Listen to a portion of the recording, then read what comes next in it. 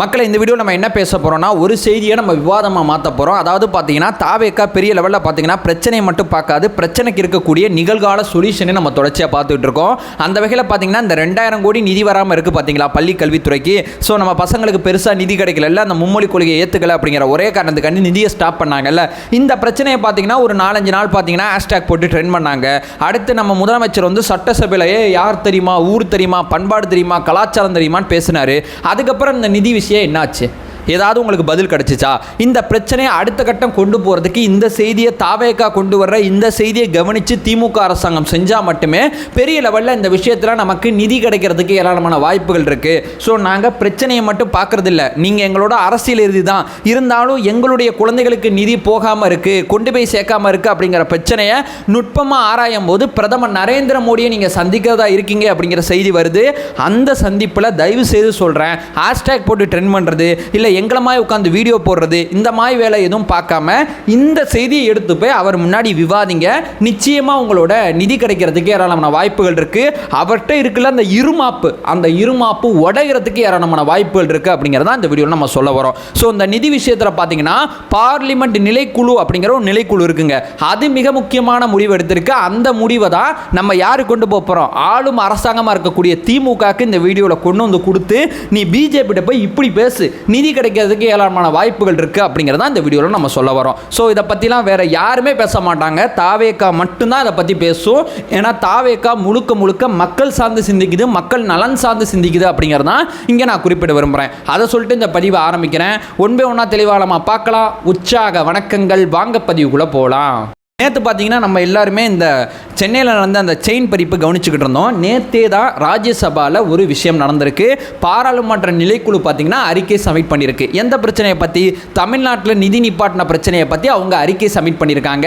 அந்த அறிக்கையில் நம்ம பிரச்சனையை ரொம்ப துல்லியமாக ஆவணப்படுத்தியிருக்காங்க. அதனால தான் அந்த பாயிண்ட்ஸ் நமக்கு இந்த பிரச்சனையில் பெரிய லெவலில் வெளிக்கொண்டு வர்றதுக்கு ஏராளமான வாய்ப்புகள் இருக்குது அப்படிங்கிறதான் இங்கே நம்ம முதல்ல சொல்கிறோம். ரெண்டாவது, பார்லிமெண்ட் நிலைக்குழுனா என்ன தம்பி? இந்த பிரச்சனையை வச்சு எப்படி முதலமைச்சர் போய் அவர்கிட்ட பேசினா இது எப்படிப்பா கிளிக் ஆகும், எனக்கு ஒரு மாதிரி புரியல அப்படின்னு சொல்லி கேட்டிங்கன்னா, பார்லிமெண்ட் அப்படிங்கிற ஒன்று நாடாளுமன்றம் இயங்குதா? இந்த நாடாளுமன்றம் எது அடிப்படையில் இயங்குது? நாடாளுமன்றத்தோட எம்பிக்கள் அடிப்படையில் இயங்குது. எம்பிக்கள் வேலை நாடாளுமன்றத்தில் பேசுறது மட்டும் கிடையாது, சில நிலைக்குழுக்கள் எம்பிக்கள் மூலமாக அமைக்கப்படும். ஸோ சபாநாயகர் கண்ட்ரோலில் இந்த நிலைக்குழு அத்தனையுமே இருக்கும். இந்த நிலைக்குழுவோட வேலை என்னன்னா, இப்போ கல்வின்னு எடுத்துப்பாங்க, இராணுவம்னு எடுத்துப்பாங்க, உள்துறைன்னு எடுத்துப்பாங்க. இப்படி ஒவ்வொரு அரசோட துறைக்கும் தனிப்பட்ட முறையில் ஆளுங்கட்சி எதிர்கட்சி எம்பிக்கள் ஒரு குழுவை அமைச்சு ஒரு குழு அமைப்பாங்க. ஸோ மொத்தமாக பார்த்தீங்கன்னா இந்த நிலைக்குழுவில் பார்த்தீங்கன்னா பிஜேபி காரங்க மட்டும் இருக்க மாட்டாங்க, திமுக காரங்க மட்டும் இருக்க மாட்டாங்க, எல்லா எம்பிக்களும் கலந்து இந்த நிலைக்குழுவில் இருப்பாங்க. இந்த நிலைக்குழு என்ன பண்ணுன்னா, உள்துறையில் இருக்கக்கூடிய விஷயங்கள் என்னென்ன இருக்குது, உள்துறையில் என்னென்ன மாதிரி விஷயங்களை சரிப்படுத்தணும், உள்துறையோட அடுத்த கட்ட திட்டங்கள் எப்படி இருக்கணும் அப்படின்னு சொல்லி இவங்களோட ஆலோசனைகள் இவங்களோட பரிந்துரையை நாடாளுமன்றத்தில் பார்த்தீங்கன்னா அரசோட ஆவணமாக தாக்கல் பண்ணும். அந்த வகையில் பார்த்தீங்கன்னா தமிழ்நாட்டுக்கு இந்த 2000 கோடி நிதி வரல பார்த்தீங்களா, கல்வி அப்படிங்கிற நிலைக்குழு கூடும்போது இந்த பிரச்சனையை பற்றி அவங்க டிஸ்கஸ் பண்ணும்போது தமிழ்நாட்டுக்கு நடந்தது அநீதி அப்படிங்கிற விஷயத்தை நம்ம மொழி பேசுகிற எம்பிக்கள் கிடையாது, திமுக எம்பிக்கள் கிடையாது, வேறு சில மாநிலங்களில் இருக்கக்கூடிய எம்பிக்கள் அத்தனை பேரும் ஒன்று கூடி தமிழகத்துக்கு நடந்த இந்த அநீதியை தட்டி கேட்டு நிலைக்குழுவில் கண்டனம் தெரிவித்து பார்லிமெண்ட்டில் தாக்கல் பண்ணியிருக்காங்க நேற்று. இந்த நிலைக்குழுவோட தலைவராக யார் இருக்காருன்னு சொல்லி கேட்டிங்கன்னா திக் விஜய் சிங் அப்படிங்கிற ஒருத்தர். நீங்கள் இந்த வீடியோ ஸ்டாப் பண்ணிட்டு கூட கூகுள் பண்ணி பாருங்கள், எவ்வளவு பெரிய மூத்த அரசியல்வாதி அப்படிங்கிறது தெரியும். காங்கிரஸ் கட்சியை சேர்ந்தவர். இவர் தலைமையில் தான் இந்த நிலைக்குழு முழுக்க இருக்குது. இதில் பார்த்தீங்கன்னா பிஜேபி காரங்களும் சேர்ந்து தான் இருக்காங்க, வேற சில மாநிலத்தோட எம்பிக்களும் சேர்ந்து தான் இருக்காங்க. இவங்க அத்தனை பேரும் ஒன்று கூடி டிஸ்கஸ் பண்ணும்போது தமிழகத்துக்கு நடந்த இந்த அநீதிக்கு கண்டனம் தெரிவிச்சிருக்காங்க. இவங்க அந்த நிலைக்குழுவில் வேற என்ன சொல்லியிருக்காங்கன்னா, இந்த நிலைக்குழு முதல்ல எந்தெந்த சப்ஜெக்ட் கூடி இருக்குன்னா, கல்வி, குழந்தை, பெண்கள், இளைஞர், விளையாட்டுகள், இது சம்பந்தப்பட்ட அறிக்கையில் தமிழகத்துக்கு நடந்த இந்த பிரச்சனையை பற்றி அவங்க பேசியிருக்காங்க. முதல்ல பார்த்தீங்கன்னா, அதாவது பிஎம்ஸ்டி அப்படிங்கிற விஷயத்தை தமிழ்நாடு கவர்மெண்ட் ஏற்றுக்கல. அதனால பார்த்தீங்கன்னா எஸ்எஸ்ஏ என்று அழைக்கக்கூடிய சமஸ்கிருத சிக்ஷா நிதியை வந்து ஸ்டாப் பண்ணியிருக்கோம் அப்படிங்கிற முடிவுக்கு மத்திய அரசு வந்திருக்கு. ஸோ இந்த சமஸ்கிருத சிக்ஷா அப்படிங்கிற நிதியானது 2019 காலகட்டத்தில் பார்லிமெண்ட் ஒப்புதலோட மாநிலங்களுக்கு இந்த நிதி கொடுத்துக்கிட்டு இருக்கோம். ஆனால் அந்த பிஎம்ஸ்டி அப்படிங்கிறது 2022 வந்த ஸ்கீமு.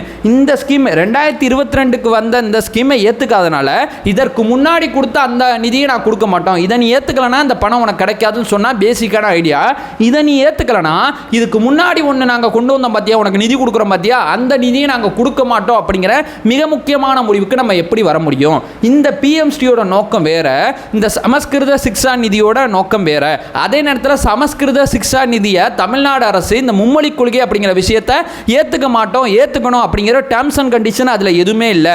2019 ஒவ்வொரு மாநிலத்துக்கு எப்படி நிதி கொடுக்குறோமோ அந்த வகையில் தமிழ்நாட்டுக்கு அந்த நிதியை நம்ம கொடுத்துக்கிட்டு இருந்தோம். அது இருமொழி கொள்கையை ஃபாலோ பண்ண மாநிலமாக இருந்தாலும் சரி, மும்மொழி கொள்கையை ஃபாலோ பண்ணுற மாநிலமாக இருந்தாலும் சரி, நம்ம கொடுத்துக்கிட்டு இருந்தோம். ஆனால் பிஎம்ஸ்டி அப்படிங்கிறது முழுக்க முழுக்க பார்த்தீங்கன்னா சென்ட்ரல் கவர்மெண்ட் ஃபண்டில் ஒரு மாதிரி பள்ளிகள், பிரதமர் தலைமையில் இருக்கக்கூடிய மாதிரி பள்ளிகளை கிரியேட் பண்ணுறதுக்கான ஒரு ஆப்பர்ச்சுனிட்டி நம்ம ஏற்படுத்தணும். இந்த மாதிரி பள்ளிகள் அப்படிங்கிற விஷயத்தில் மும்மொழி கொள்கை தான், அதாவது இது எங்களுடைய ஸ்கீம்னால இதில் நாங்கள் மும்மொழி கொள்கையை அலோவ் பண்ணுற அந்த பள்ளியை தான் உருவாக்கும் நம்ம சொன்னோம். அதை அந்த மாநில அரசு ஏற்றுக்க மாட்டோம்னு சொல்லிட்டாங்க. அப்போ அந்த ஸ்கீம்லேருந்து அந்த மாநில அரசை தள்ளி வைக்கிறது தான் சரியாக இருக்கும். நீ இதை ஏற்றுக்க மாட்டேன்னா இதுக்கு முன்னாடி ஒரு நிதி கொடுத்தல அந்த நிதியும் உனக்கு கொடுக்க மாட்டேன் அப்படின்னு பேசுறது எப்படி சரியான வாதமாக இருக்கும் அப்படிங்கிறது நிலைக்குழு மிக கடுமையான வாதம் பதிவு செஞ்சிருக்கு. அதாவது பார்த்தீங்கன்னா தமிழ்நாடு கல்வியில் இப்போ மும்மொழி கொள்கை இருமொழி கொள்கைங்க விஷயத்தில் தமிழ்நாடு அரசோட கல்விக் கொள்கை சரியா இல்லை, பசங்களோட எஜுகேஷன் ரொம்ப புவராக இருக்குன்னா நம்ம ஒரு விஷயத்தை திணிச்சு அதை செய்யுங்கன்னு நம்ம சொல்லலாம். அவங்க ஆல்ரெடி பார்த்தீங்கன்னா தேசிய சராசரியோட கூட இருக்காங்க. அது மட்டும் இல்லாமல் இடைநிற்றல் அவங்கள்ட்ட கம்மியாக இருக்குது. கல்வித்தரம் அப்படிங்கிறதும் ரொம்ப நல்லாவே இருக்குது. இப்படி நல்லா பெர்ஃபார்மன்ஸ் பண்ணுற ஒரு மாநிலத்தை இல்லைப்பா இந்த ஐடியாவுக்கு பதிலாக இந்த ஐடியாவை கொண்டு வந்து வை, இந்த ஐடியாவை கொண்டு வந்து வச்சா மட்டும்தான் உனக்கு நிதின்னு சொல்கிறது எப்படி சரியாக இருக்கும்? இது தமிழ்நாட்டுக்கு மட்டும் இதை செய்யலை. தமிழ்நாட்டுக்கு 2152 கோடி, கேரளாவுக்கு 1000 கோடி, அது மட்டும் இல்லாமல் மேற்குவங்கத்துக்கு 800 கோடி. இந்த 3 மாநிலங்கள் பிஎம்ஸ்டி வேணாம் அப்படிங்கிறதுல ரொம்ப தெளிவாக இருக்காங்க. வேணான்னா விட்டுறலாம், அந்த நிதியை அவங்களுக்கு கொடுக்காம இருக்கலாம். அதற்கு முன்னால் பார்த்தீங்கன்னா பார்லிமெண்டால் அப்ரூவல் செய்யப்பட்ட மாணவர்களோட ஒவ்வொருத்தவங்களோட கல்வியை உறுதி செய்யக்கூடிய நிதி எப்படி நம்ம நிப்பாட்டலாம்? ஸோ உடனடியாக சொல்கிறோம், அந்த நிதியை தமிழ்நாட்டுக்கு வழங்கணும் அப்படிங்கிறது நிலைக்குழு பார்லிமெண்ட்டில் சப்மிட் பண்ண அறிக்கையில் இப்போ நான் சொல்கிற விஷயங்கள் இருக்குது. இந்த மிக முக்கியமான முடிவை யார் எடுத்திருக்காங்கன்னா திக் விஜய் சிங் அப்படிங்கிற மூத்த அரசியல்வாதி. இவருக்கு தமிழ்நாட்டுக்கு தொடர்பே கிடையாது. இவர் மத்திய பிரதேசத்தை சேர்ந்தவர். இவர் பார்த்தீங்கன்னா தமிழ்நாட்டுக்கு ஆதரவாக இவங்களோட எம்பிக்கள் அத்தனை பேரும் சேர்ந்து பெரிய லெவலில் இப்படி ஒரு தீர்மானத்தை நிறைவேற்றிருக்காங்க. இப்படி ஒரு ஆலோசனையை அந்த நிலைக்குழு மூலமாக பார்லிமெண்ட்டுக்கு பரிந்துரை பண்ணியிருக்காங்க. தமிழ்நாடு அரசு என்ன சொல்லுது? நாங்கள் பல மொழி படிக்கிறதுல எங்களுக்கு உடன்பாடு கிடையாது, பல பாடங்களை படிக்கிறதுல எங்களுக்கு உடன்பாடு. ஸோ தமிழ்நாட்டை சேர்ந்தவங்க தமிழ் இங்கிலீஷ் அப்படிங்கிற 2 விஷயத்தை மட்டும் படித்தாவே போதுமானது. இது 2 வச்சு நாங்கள் ஏராளமான பாடங்களை கொண்டு வந்து சேர்க்கறதுக்கான முயற்சியில் ஈடுபட்டு இருக்கோம். நீங்கள் 3வதாக ஹிந்தியை பற்றி பேசிகிட்டு இருக்கீங்க. நாங்கள் சயின்ஸில் அடுத்து என்ன பண்ணலாம்? நம்ம பெரிய லெவலில் பார்த்தீங்கன்னா இந்த விண்வெளி ஆய்வு பற்றி குழந்தைங்களுக்கு எதுவும் சொல்லலாமா? ரோபோஸ் அந்த படிப்பு பெரிய லெவலில் போயிட்டு இருக்கு, அதை குழந்தைங்களுக்கு எப்படி சிம்பிளிஃபை பண்ணி கொண்டு போகலாமா? நாங்கள் வெவ்வேறு பாடத்திட்டங்களை நோக்கி கவனம் செலுத்திக்கிட்டு இருக்கோம். நீங்கள் 3வது 4வது 5வது மொழியை நோக்கி கவனம் செலுத்திக்கிட்டு இருக்கீங்க. குழந்தைகளுக்கு மொழி 2 போதும், தேவைப்படுற குழந்தை 3வது 4வது 5வது படிச்சுக்க போகுது. ஆனால் அந்த பாடங்கள் இருக்குது பார்த்தீங்களா, அந்த பாடத்தை அந்த குழந்தை விருப்பப்பட்டாலும் படிக்க முடியாது. ஸோ குழந்தைங்களுக்கு விருப்பமான பாடங்களை கொண்டு வந்து சேர்க்கிற வேலையில் தமிழ்நாடு கவர்மெண்ட் ரொம்ப தீர்க்கமாக இருக்குங்கிற வாதத்தை, நிலைக்குழுவோட பரிந்துரையை நீங்கள் நிச்சயமாக பிரதமர் நரேந்திர மோடி அவர்களை சந்திக்கும் போது முன்வைங்க. நம்மளுடைய பிரச்சனைகள் மிக துல்லியமாக அந்த ஆவணத்தை கூட கையில் வாங்கிக்கோங்க. அந்த ஆவணத்தை கையில் வாங்கிட்டு, சார் நான் சொல்கிறத நம்ப வேணாம், எங்கள் மாநிலத்தோட எதிர்க்கட்சி உறுப்பினர்கள் சொல்கிறத நம்ப வேணாம், நாங்கள் சொல்கிற எதையுமே நம்ப வேணாம், எங்கள் மாநிலத்துக்கு தொடர்பு இல்லாத நிலைக்குழு எம்பிக்கள் பெரிய லெவலில் எங்களுக்கு நடந்த அநீதியை கண்டிச்சிருக்காங்க, இதற்கு என்ன பதில் சொல்ல போறீங்க அப்படின்னு சொல்லி பிரதமர் நரேந்திர மோடிக்கு எதிராக அந்த வாதத்தை முன்வைங்க. அப்படியும் ஒத்துக்கலனா நேராக நீதிமன்றம் போங்க. உங்களுக்கு பெரிய லெவலில் பார்த்தீங்கன்னா இந்த இருமொழி கொள்கை விஷயத்தில் எங்கள் தலைவர் முன்னாடியே அறிவித்தபடி பக்கபலமாகவும் துணையாகவும் இருப்போம் அப்படிங்கிற ஒரு விஷயத்தை சொல்லிட்டு இந்த வீடியோவை என் பண்ணிக்கிறேன். தயவு செய்து இப்படி அரசியல் பேசுங்க, இதுதான் சரியான பாதையாக இருக்கும். ஹேஷ்டாக் போடுறது, போராட்டம் பண்ணுறது இது முக்கியமானது கிடையாது. அரசியல் ரீதியாக போகாமல் அரசாங்க ரீதியாக போங்க. அரசாங்க ரீதியாக வழிகள் அடைக்கப்பட்டால் நீதிமன்றம் மூலமாக போங்க, நீதிமன்றம் மூலமாகவும் வழிகள் அடைக்கப்பட்டால் அப்புறம் அரசியல் ரீதியாக போகலாம். இதுதான் சரியான அணுகுமுறையாக இருக்கும் அப்படிங்கிற ஒரு விஷயத்தை சொல்லிட்டு இந்த வீடியோ நான் என் பண்ணிக்கிறேன். நம்ம சேனலை ஃபர்தராக ஃபாலோ பண்ணிங்கன்னா பொலிட்டிக்கல் சார்ந்து பல்வேறு விதமான விஷயங்களை நம்ம பேசிகிட்டு இருக்கோம். நம்மளோட ஒரே நோக்கம் அறியாமை அகற்ற வேண்டும், அறியாமை அகற்றப்பட வேண்டும். Thank you so much.